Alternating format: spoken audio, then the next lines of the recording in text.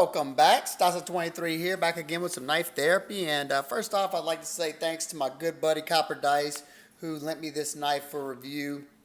And the knife we have in front of you is the real Steel G5 Metamorph. This knife comes in right around $60 at Blade HQ. I think that's where he picked it up. And this is a O-Stop Hell design. He's done some other designs for Real Steel in the past. Excellent custom knife maker. Excellent design work. I was really excited. I was going to pick one of these up, but usually me and Copper Dice, if one of us likes a knife, one of us will buy it, and sometimes it'll go to the, whoever doesn't buy it later on down the road. Just some bargaining power there. So, what we have, let's get into this knife. We have somewhat of a drop point blade, I guess you could say that. Flat ground with a satin finish. As you can see, very nice satin finish. Nice and thinly ground, flat ground blade. Let's see if it's on here. 14C, 28N. That's one budget blade steel that I like a lot. It's easy to sharpen. It holds a good edge, and much rather over 8CR 13 MOV any day of the week. You have this very sexy top swedge right here that kind of thins out a little bit. You have a great point for piercing. You have some nice functional jimping up here. Let's see if I can show you. It's cut nicely. It's not rounded off. It gives you nice purchase. And you have this little divot right here that at first I just thought it was an aesthetic touch, but when you put your thumb right there, it does a good job of locking in, so well done. They did an absolutely perfect job on doing the sharpening choil right there. As you can see, my buddy has sharpened this knife, and you don't have any beard sticking out on there. Nice and consistent from tip to heel. Very nice. Love to see that. You have very minimal blade billboarding here. You have the real steel on this side, very small, nice and tasteful. On this side, you have the name, the blade steel, and the designer. Very nicely done. Closing this up. As you can see, it is a front flipper, and I'm going to compare it to another one that I think it closely resembles in a second. You have aluminum scales that make this knife nice and light. This guy is very impressive. Comes in at 2.64 ounces, and they were able to achieve that with the slim package using the aluminum with aluminum backspacer. And if you can see on the top right there, they even have pockets milled out. Very nicely done. Like to see that. Nice and clean. I don't know whose video I saw, but theirs had a lot of chatter marks on the inside. This one's done cleanly. And they got some pockets on this side too as well. So very light. Barely notice it in pocket. It definitely disappears. And this is something that I gravitate toward nowadays, being that I have to wear my lightweight pants. You have some basic construction. You have your pivot, 2 body screws. This side, as you can see, it's nicely done. You have your Torx on this side. You have just a regular bent pocket clip, stand pocket clip, and let's see what it would look like in your pockets. You got your flat pocket here. Goes in and out of the pocket very nicely with just the right amount sticking up. So there you go, not a lot sticking up. You can definitely get your fingers on there to pull it out.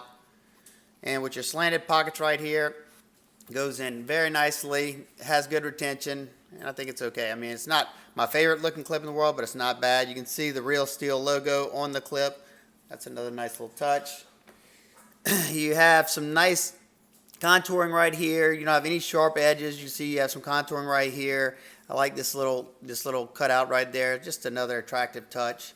The color on this guy is like a gunmetal gray. That's what I would choose, just because the other two colors, even though you can get it like a coppery looking color and like a vibrant electric blue color, and even though blue's my favorite color, this knife to me falls into your gentleman's carry, office carry, style knife. And whenever I'm carrying something like that, I don't want it to be real loud and proud. So the blue and the copper, I don't think I would have went there. Even though, like I said, blue is my favorite color. This more bluish gray, light gray color, is going to hide in the pocket much better. Let's see. If you flip it over right here, you have a nicely done floating backspacer that goes pretty much about 3/4 of the length of the blade. You're not going to have to worry about getting cut on the blade when it's closed.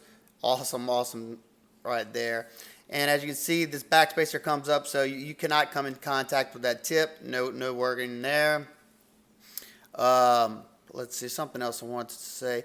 This blade is dead centered, and it's riding on roller bearings, which is awesome. This real steel, what is this one? I think this is the Griffin. This one's riding on roller bearings too, and this sucker is really smooth. I love the roller bearings. You got more surface area, and it just adds for a really slick action. You see it drops down. The blade's super light, and it still falls shut.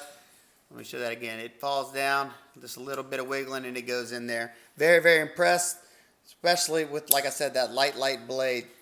So your blade, you have about 3.5 inches of cutting edge altogether. Your grip area, you have about 4 inches of grip area. Total length of 8.125 overall. And I already said it's a very svelte 2.64 ounces. That is amazing. You know, that's from the milled out pockets in aluminum, and it being aluminum, and you know, your slender package. It's a liner lock, like I said before.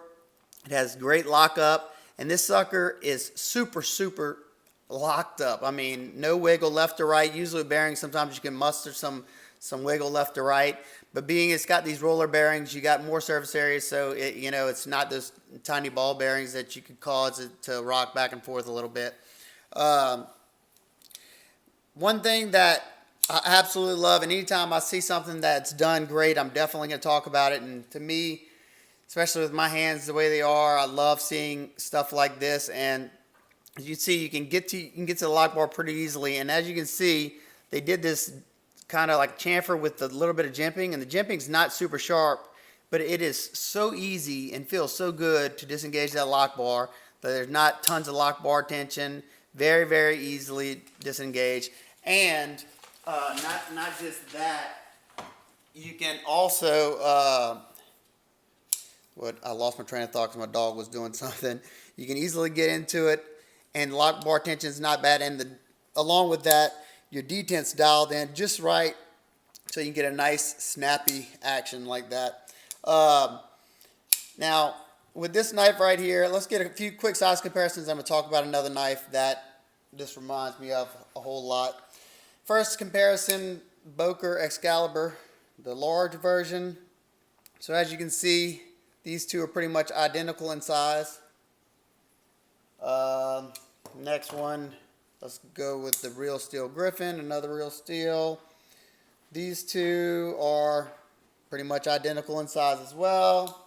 You got your Ontario Rat Model 1. The Rat is, definitely going to be a little bit bigger. Some other front flippers. You got the Feist, Kaiser Feist. And as you can see, let's go pivot to pivot. You can see it's much larger than the Feist.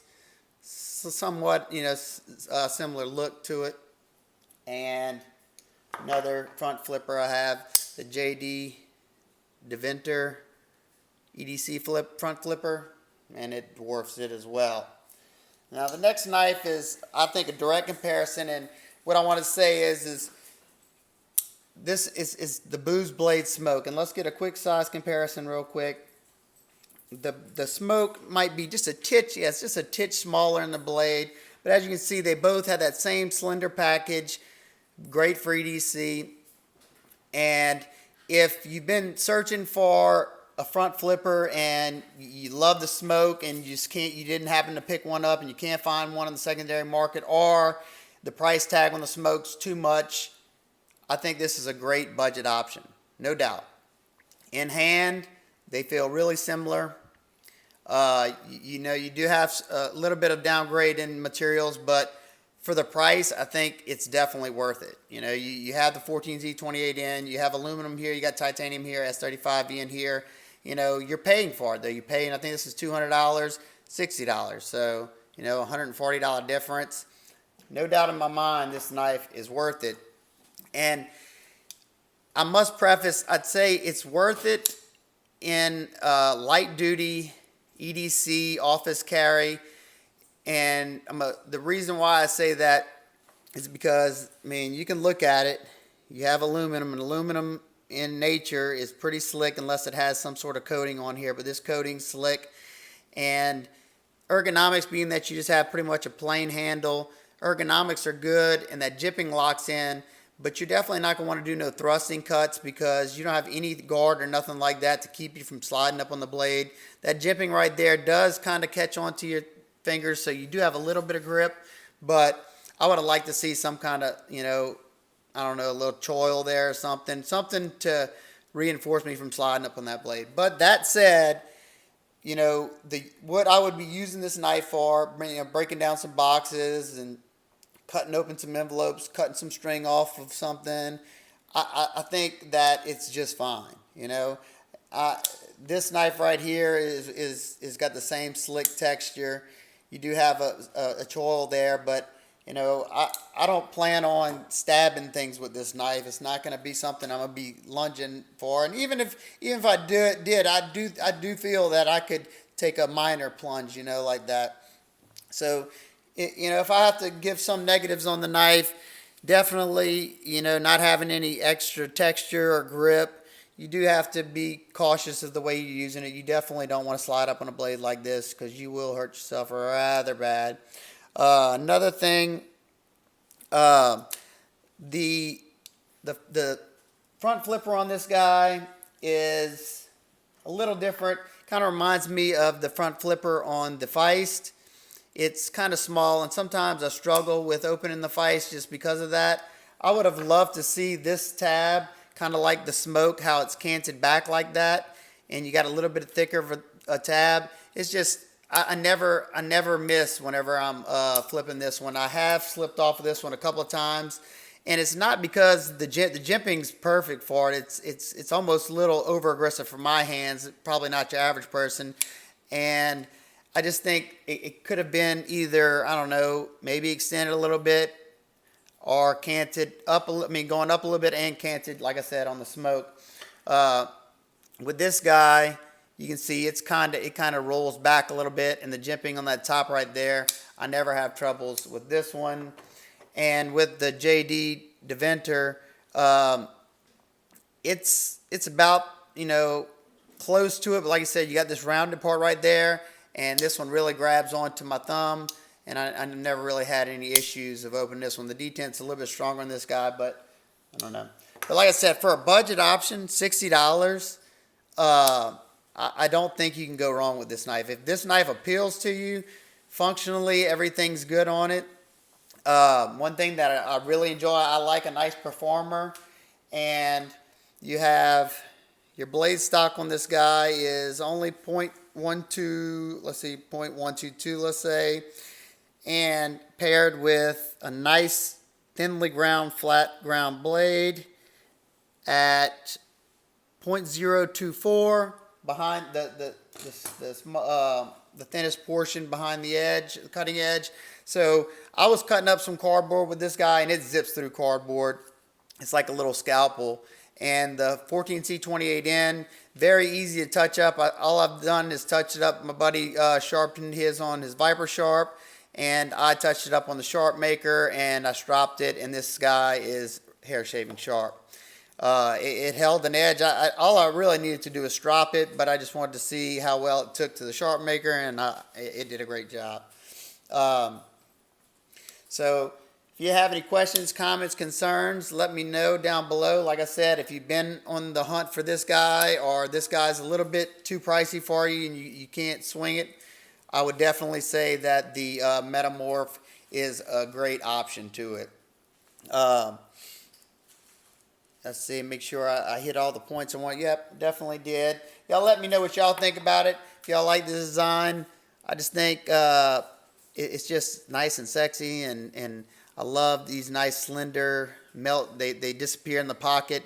I literally forgot I had this guy in my pocket about 2 or 3 times when I carried it, because it's so lightweight. It carries nice in the pocket.